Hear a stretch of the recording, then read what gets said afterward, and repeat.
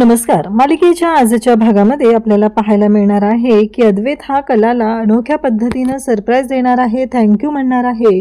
पण आबांनी अद्वैत आणि कलासाठी जो प्लॅन केलेला आहे तो मात्र खूपच जबरदस्त असा असणार आहे. कारण आबांनी अद्वैत आणि कलाची रूम खूप सुंदर पद्धतीने डेकोरेट केलेली आहे. म्हणजे त्यांनी रॉकेटला मदतीला घेऊन ती रूम सजवलेली असते. त्याच्यामध्ये रेड हार्ट शेपचे बलून लावलेले असतात. त्याचबरोबर बेड तयार केलेला असतो. बेडवरती खूप सुंदर असा गुलाबाच्या पाकळ्यांचा हार्ट काढलेला असतो. सगळीकडे सुगंधी कॅन्डल्स लावलेले असतात आणि एवढं सुंदर डेकोरेशन असतं. परंतु अद्वैतला मात्र याबद्दल काहीच माहीत नसतं. अद्वैतला फक्त एवढंच माहिती असतं की आबांनी काहीतरी प्लॅन केलेलं आहे, म्हणजे ते खरेच्या आवडीचंच असणार आहे. खरेची चॉईस आबांना चांगलीच माहिती आहे. हे सगळं अद्वैतच्या डोक्यात असतं.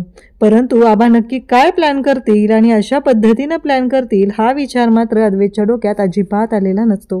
परंतु जेव्हा अद्वैत आणि कला दोघंही रूममध्ये येतात तेव्हा त्या दोघांनाही धक्का बसतो. कला म्हणत असते, चांदेकर हे सरप्राईज आहे का? तुझ्या डोक्यात काय विचार आहे नक्की चांदेकर? असं कला बोलत असते. आणि तेव्हा मात्र इकडे अद्वैत म्हणत असतो की मला पण नाही माहिती, मी हे नाही केलेलं, हे सगळं मी पण आत्ताच पाहतोय. कारण अद्वैत आता तोंडावर पडलेला असतो. त्याला कळतच नसतं की हे सगळं काय घडतंय, कशा पद्धतीनं घडतंय. हे सगळं बोलणं त्या दोघांचं चाललेलं असतं. पण आता रोहिणीने खूप मोठा राडा केलेला आहे. अद्वैत आणि कलाचा जीव कसा वाचणार हे आपल्याला पुढे पाहायला मिळणार आहे. तर नक्की आता अद्वैत कशा पद्धतीने कलाला थँक्यू म्हणतोय आणि कला ज्या पद्धतीने राहुलला रंगेहात पकडते ते आपल्याला पाहायला मिळणार आहे. त्यासाठी प्रेक्षकांनो हा व्हिडिओ शेवटपर्यंत पहा. त्याचबरोबर चॅनलवरती नवीन असाल तर चॅनलला सबस्क्राईब करा, व्हिडिओला लाईक करा. तर इकडे कला जी आहे ती अद्वैतच्या मागं लागलेली असते. अद्वैत म्हणत असतो की खरेनं माझ्यासाठी एवढं सगळं केलंय, मी तिला थँक्यू म्हटलं पाहिजे ना, मी कसं थँक्यू म्हणू खरेला? हा विचार अद्वैतच्या डोक्यात चालू झालेला असतो.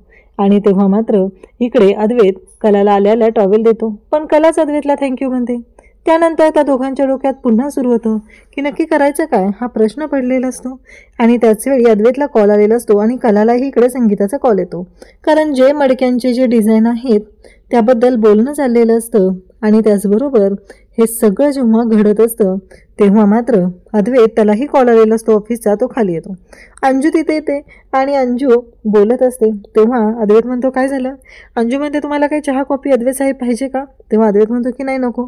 आणि मग तो तिथे असलेला जो त्यांचा दुसरा नोकर असतो त्याला ती सांगत असते की हे बघ, बाहेर कलाताईंनी मडके ठेवलेले आहेत, तिथे अजिबात गोंधळ घालायला जाऊ नको. इकडे संगीताने कलाला सांगितलेलं असतं की त्यांना रंगसंगती वगैरे विचारून घे, त्या माहिती आहेत ना तुला कशा आहेत ते, असं संगीता कलाला बोलत असते. कला मात्र शांतपणे सर्व गोष्टी ऐकून घेत असते. कारण कलाला माहिती असतं की काही असलं तरीही हे काम आपल्याला परफेक्ट करायचं आहे. त्यावेळेस अद्वैत आता बाहेर जातो. अद्वैतला कळतं की बाहेर मडके ठेवलेले आहेत, तर आपणच काहीतरी काम करूया. हे सगळं अद्वैतच्या डोक्यात सुरू झालेलं असतं. आणि अद्वैत त्याचसाठी आता बाहेर गेलेला असतो.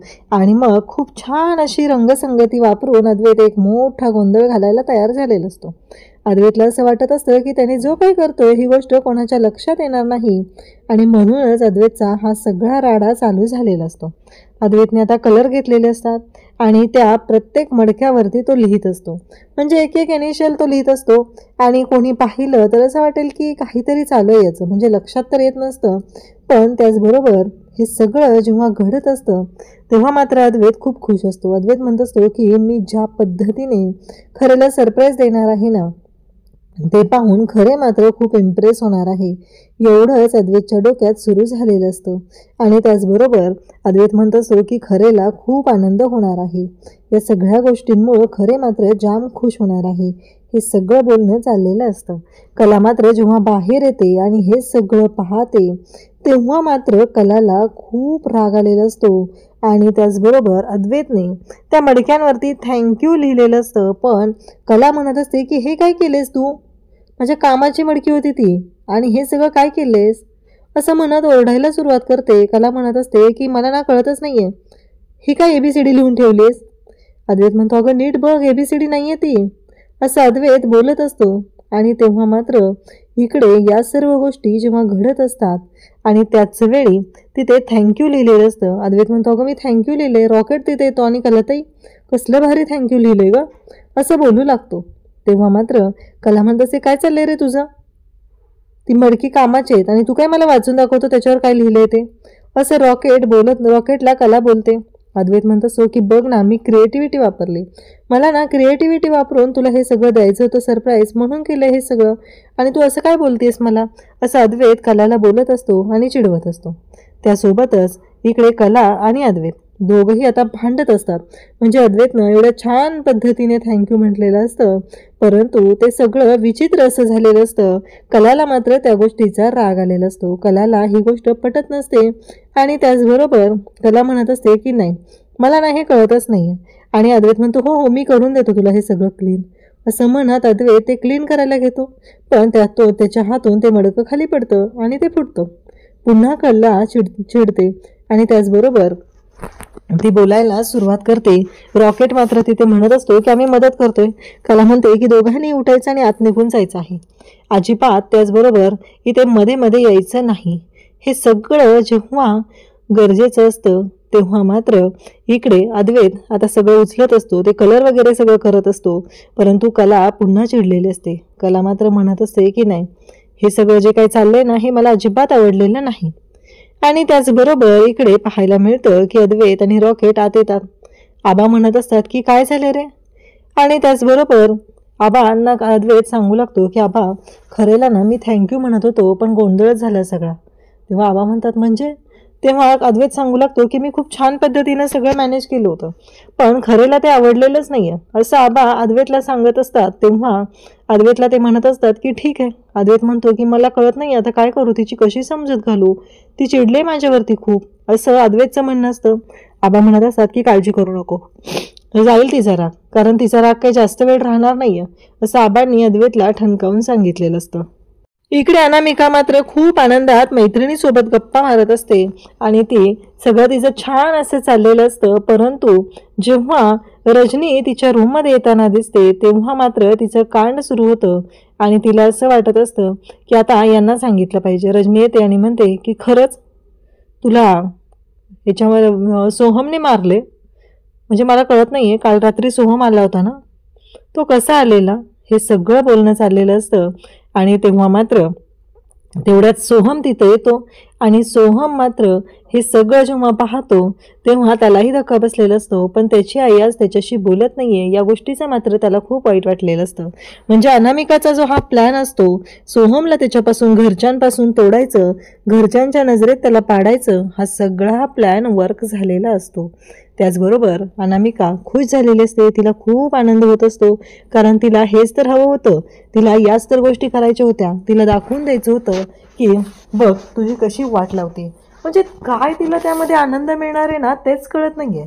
इकडे अद्वैत पुन्हा बाहेर येतो. आबांनी त्याला सांगितलेलं असतं की जा जोडीने काम करायचंय, मदत करू लाग, आणि तिला सांग की तुम्हाला सांगितलंय ना काउन्सिलरने जोडीनं काम करायचंय, आणि मी तिला छान सरप्राईज काय द्यायचंय ना ते करून ठेवतो, तू जा, असं आबांनी सांगितलेलं असतं. अद्वैत मात्र आबांवरती इम्प्रेस होतो. आबांना खऱ्याची चॉईस माहिती आहे, आबा नक्की करतील चांगलं काहीतरी, असं अद्वैतच्या डोक्यात असतं. कला म्हणत असते की चांदेकर.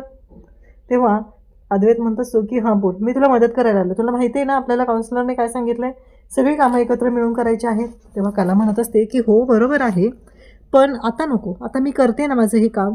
तेव्हा अद्वैत मात्र ऐकायला तयार नसतो. अद्वैत म्हणत असतो की नाही, मी तुला मदत करणार आहे आणि मी माझ्या गुरुचा सल्ला ऐकत असतो, त्यामुळं हे सगळं तुला ऐकून घ्यावंच लागणार आहे, असं बोलणं चाललेलं असतं. आणि त्याच वेळी या सर्व गोष्टी जेव्हा घडत असतात तेव्हा मात्र यावेळी कला अद्वैतकडे पाहते. कला जेव्हा अद्वैतकडे पाहत असते तेव्हा मात्र अद्वैत तिच्याकडे एकटक पाहत असतो आणि कलाच्या केसांच्या बटा ज्या असतात त्या गालांवरती आलेल्या असतात. त्याचबरोबर कला त्या मागं सरकवत असते तेव्हा मात्र कलाला गालाला तिथे चिखल लागलेला असतो, कारण आता कलाने अद्वैतला सांगितलेलं असतं की ती माती जी आहे ती मळायची आहे, हे बोलणं तिचं चाललेलं असतं. आणि तेव्हा मात्र जेव्हा ह्या सर्व गोष्टी चालू झालेल्या असतात आणि त्याच वेळी कला जी आहे ती मात्र जाम खुश होत असते. या सगळ्या गोष्टींमुळं कलाला खूप भारी वाटत असतं, कलाला आनंद तर होत असतो, कारण चांदेकर आज तिच्यासाठी जे काय करतोय ती गोष्ट मात्र खूपच लाख मोलाची असते आणि त्यामुळंच कला एवढी खुश झालेली असते. परंतु जेव्हा हे सगळं अद्वैत तिच्यासाठी करत असतो तेव्हा अद्वैतलाही भारी वाटत असतं. म्हणजे अद्वैत आजपर्यंत थोडा वेगळा वागायचा, कलाशी अलिप्त असायचा, पण आज जेव्हा तो कलाशी एवढ्या प्रेमाने वागतो तेव्हा मात्र कलालाही भारी वाटत असतं. त्यानंतर अद्वैत कलाच्या जवळ येत असतो. दोघंही एकटक एकमेकांकडे पाहत असतात. आणि त्याच वेळी जेव्हा अद्वैतला कळतं की कला जी आहे ती आता शांत झालेली आहे, म्हणजे कलाचा राग गेलेला आहे, ही गोष्ट अद्वैतच्या लक्षात आलेली असते, तेव्हा मात्र कला म्हणत असते की चला, अद्वैतलाही भारी वाटत आहे, दोघंही मिळून काम करत आहेत. खरं तर कलाला सुद्धा अद्वैतची साथ हवी असते, परंतु ती मात्र थोडेसे मध्ये मध्ये नखरे करत असते. तिला असं दाखवून द्यायचं असतं की नको, कारण आपण जर इन्व्हॉल्व झालो तर मात्र खूप अवघड होईल, या गोष्टीची भीती तिला वाटत असते, म्हणून ती शांत होत असते. त्याच वेळी इकडे कला जी आहे ती हे सर्व बोलत असते, तेव्हा मात्र इकडे अद्वैत तिच्याकडे पाहत असतो. आणि त्यानंतर अद्वैतला ती सांगते की ही माती मळायची आहे. तेव्हा तिला जाणवतं ते म्हणजे राहुल जो आहे तो आता बाहेर येत असतो. कला अद्वैतला काम सांगत आहे, मातीचं कोटिंग प्रत्येक मडक्याला करायचं आहे ते सांगत आहे, कारण अद्वैतने जो गोंधळ घालून ठेवला आहे तो तर निस्तरावा लागणार आहे ना. प्रत्येक मडक्यावर त्याने काही ना काही लिहिलंय. राहुलला इकडे त्या फोन आलेला असतो त्या गौरवचा, म्हणून राहुल फोनवर बोलत बोलत बाहेर आलेला असतो, कारण त्याला आतमध्ये नयनाच्या समोर यातलं काहीच बोलायचं नसतं. आणि कला त्याला पाहते तेव्हा अद्वैतला ती सांगते की चांदेकर, हे काम तू करून ठेवा, मी आलेच, असं म्हणत ती आता त्या राहुलच्या मागे जाऊ लागते. राहुल मात्र फोनवर बोलत असतो, अभिनंदन करत असतो, समोरून व्यक्ती अभिनंदन करत असते, हे शब्द कलाच्या कानावरती पडतात. तेव्हा राहुलला माहीत नसतं की कला मागून आले. त्यावेळेस आता पुढे मात्र खूप जबरदस्त काम करायचं आहे हे ठरलेलं असतं. राहुलला जाणवत असतं की आपण याच्यामध्ये अडकलं गेलो असतो, आपण थोडक्यामध्ये बचावलेलं आहे, ही गोष्ट मात्र राहुलच्याही चांगलीच लक्षात आलेली असते. आणि त्यामुळं राहुल गौरवला ते सांगत असतो. त्यानंतर कला आता इकडे हॉलमध्ये येते. आबा तिथे असतात. आबा म्हणत असतात, काय झालं ग? तेव्हा कला म्हणत असते की मला ना कळत नाही आबा, मान्य आहे मला आता सगळ्या गोष्टी झालेल्या आहेत, सगळं छान झालेलं आहे, कारण कलाच्या डोक्यातून विचार जात नसतात. राहुल हा कोणाशी तरी बोलत होता आणि त्याच्या डोक्यात वेगळं काहीतरी सुरू आहे हे कलाला जाणवत असतं. आणि म्हणूनच कला जी आहे ती आबांशी बोलायला सुरुवात करते. आबांना सांगू लागते की मला ना कळत नाही आबा, की आता जरी जज साहेबांनी कोर्टामध्ये निकाल लागलेला असला, आपण जिंकलेलो असलो, त्या वेंडरने सगळ्या गोष्टी स्वतःवरती घेतलेल्या असल्या, तरीही मला मात्र वेगळाच डाऊट येत आहे. आबा म्हणत असत म्हणजे? तेव्हा कला म्हणते, आठवते का तुम्हाला त्या दिवशीही असंच झालं होतं, वेगळा डाऊट त्यांना होता, म्हणून तर जज साहेब वारंवार त्या वेंडरला विचारत होते तुमच्यासोबत दुसरं कोणी आहे का, पण त्या वेंडरने तर नकार दिलेला असतो. आबा म्हणतात की हो ग, पण तुला असं का वाटतंय? तेव्हा कला म्हणत असते की मला काय माहिती, मला असं वाटतंय की त्यामध्ये कोणतरी आहे सामील. तेव्हा आबा म्हणतात की हे बघ, मांजराला जर दूध चाटायची सवय लागली ना तर ते पुन्हा बरोबर त्या भांड्यात दूध चाटायला येतं आणि त्याला आपण पकडायचं. हे सगळं बोलणं चाललेलं असतं. आबांनी छान पद्धतीने कलाला सांगितलेलं असतं, तो काय किती दिवस लपून राहणार आहे, कोणी का असे ना, पण ती व्यक्ती काय जास्त दिवस लपून राहणार नाही, असं जेव्हा आबा कलाला सांगतात तेव्हा मात्र कलाचं टेन्शन दूर झालेलं असतं. आणि कला म्हणत असते की चालेल. इकडे रॉकेटने सगळं साहित्य आणलेलं असतं कला अद्वैतची रूम सजवण्यासाठी, आणि आबा आणि रॉकेट दोघंही आता कामाला लागलेले असतात. परंतु सुगंधी कॅन्डल सगळं साहित्य सांगितल्याप्रमाणे आणलेलं आहे का हे आबा चेक करत असतात. आणि तेव्हा मात्र रॉकेट सांगत असतो की हो. आता रोहिणी जी आहे ती येते आणि ती म्हणू लागते की म्हणजे या दोघांचं हे चाललेलं आहे, कला आणि अद्वैतची रूम सजवायचं काम चालू आहे. इकडे कला आणि अद्वैत दोघंही जोडीने काम करत आहेत, आणि त्याचबरोबर ती जी मडकी आहे ती सगळी लिपायची आहेत, म्हणजे त्याला कोटिंग करायचं आहे, आणि ते कोटिंग करण्यामध्ये अद्वैत हा कलाची मदत करत असतो. एवढ्या छान पद्धतीनं हे काम करत असतात. आणि इकडे आबांनीही कलाला सांगितलेलं आहे की ते मांजर पुन्हा दूध चाटायला जेव्हा येईल तेव्हा मात्र त्याला पकडायचं आहे, एवढं लक्षात ठेव. या सर्व गोष्टी अशा पद्धतीने घडत असतात. आणि कला आणि अद्वैत दोघंही खुश झालेले असतात की ठीक आहे, छान पद्धतीने अद्वैत तिला मदत करत असतो. पण आता कलाच्या डोक्यातनं राहुलचं टेन्शन मात्र जात नसतं. तिच्या डोक्यात एवढं सुरू असतं की हा कोणाशी तरी बोलत होता, म्हणजे मला कळत नाही आहे की हा अभिनंदन करत होता आणि समोरची व्यक्तीही त्याचं अभिनंदन करत होती, म्हणजे कोणाचं करत असेल. मान्य मला केस आत्ता जिंकलेलो आहे, पण केस तर चांदेकर जिंकलाय ना, चांदेकरची सुटका झालेली आहे, यामध्ये राहुलचं अभिनंदन करण्याची गरज काय आहे, हे सगळे विचार कलाच्या डोक्यात सुरू झालेले असतात. कला मात्र विचार करून करून अक्षरशः तिचं डोकं फुटायची वेळ येत असते. तिला कळत नसतं की हे सगळं काय आहे. आणि जेव्हा या सर्व गोष्टी घडत असतात तेव्हा कलाच्या डोक्यात अगदी विचारांचं जग काहूर माजलेलं असतं. कला म्हणत असते की नाही, मला ना खरंच वेगळ्या पद्धतीने थोडासा विचार केला पाहिजे. हे सगळं कला ठरवत असते. त्यासोबतच कला म्हणत असते की नाही, हे सगळं जे काय आहे ना ते विचित्र पद्धतीनं चाललेलं आहे. कलाला कळतच नाही आहे की या राहुलवर कशा पद्धतीने लक्ष ठेवू, कशा पद्धतीने त्याला आता समोर आणू, एक्सपोज करू, हे चालू आहे. आणि नेमकं कला जेव्हा आबांशी बोलत असते तेव्हा तिचं बोलणं ह्या मूर्ख रोहिणीने ऐकलेलं असतं आणि ती म्हणत असते की हिला आणि त्या अद्वैतला कायमचं शांत केलं पाहिजे. आणि आता ह्या ज्या सुगंधी कॅन्डल्स यांनी मागवलेत ना त्याचा फायदा या दोघांना गपगार करण्यासाठीच करणार आहे. आता अशी मोठी गोष्ट हाती घेणार आहे की विचारही करू शकले नाही पाहिजे. हा सगळा प्लॅन तिचा चाललेला असतो. आणि तेव्हा मात्र इकडे कला जी आहे ती अद्वैतशी बोलत असते. रोहिणीने ठरवलेलं असतं ते वेगळंच असतं. आणि मग तिनं अद्वैतच्या रूममध्ये जाते. तिथे राडा करायचं ठरवत असते. त्याचवेळी रोहिणी जराही विचार करत नाही आहे की कला जरी बाहेरची असली तरी अद्वैत तिचा सख्खा भाचा आहे आणि जो मनापासून तिच्यावरती प्रेम करतो, तिला जीव लावतो, आत्या म्हणून जो रिस्पेक्ट हवा असतो तो सगळा रिस्पेक्ट तिला देतो.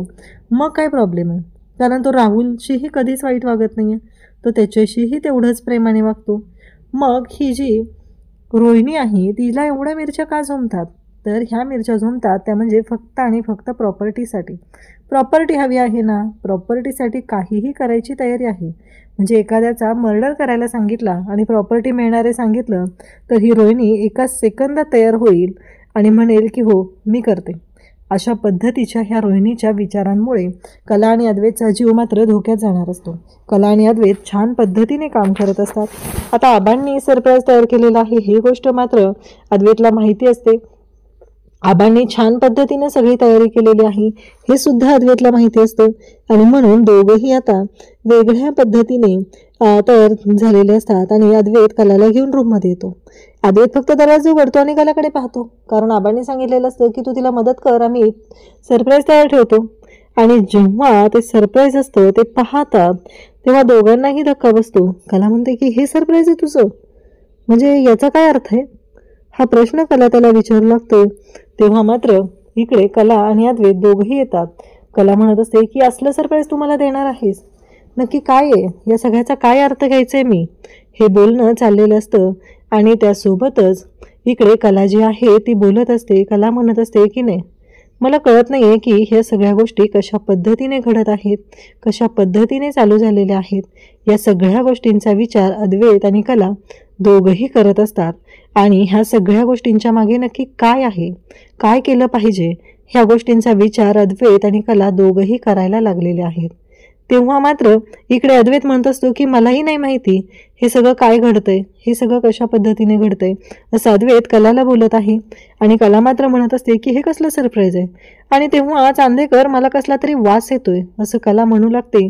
तेव्हा अद्वैत म्हणत असतो की तुला ना सवय झाली अशा सगळ्या छोट्या छोट्या गोष्टींमध्ये खोड्या काढायच्या आणि काही ना काही शोधत राहायची, काही नाही वास वगैरे येत, असं अद्वैत कलाला सांगत असतो. पण कला मात्र म्हणत असते की नाही चांदेकर कसला तरी वास येतो.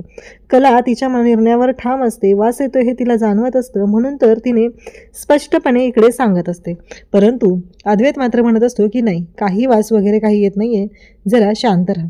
आणि तेवढ्यातच तिथल्या ज्या कॅन्डल्स असतात आणि त्या ॲटोमॅटिक ब्लो होतात आणि त्यामुळं ते पडदे जे असतात वारे वाहू लागतात आणि ते पडदे जे आहेत ते जळायला सुरुवात होते.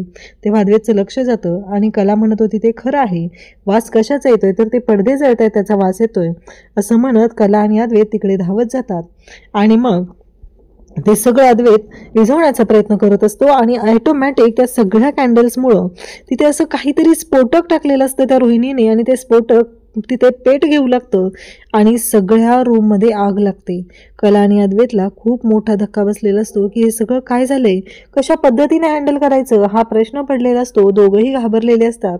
आणि मग अचानक वरून काहीतरी जळायला लागलेलं खाली पडत असतं आणि त्या क्षणी अद्वैत कलाला मिठीत घेतो आणि तिला बाजूला करत असतो, तिला सावरत असतो. अद्वैत आणि कला या संकटातून कसे बाहेर पडणार, त्यांची मदत करायला कोण येणार, हे आपल्याला पुढे पाहायला मिळणार आहे. अशाच अपडेटसाठी चॅनलशी कनेक्ट राहा. थँक्यू.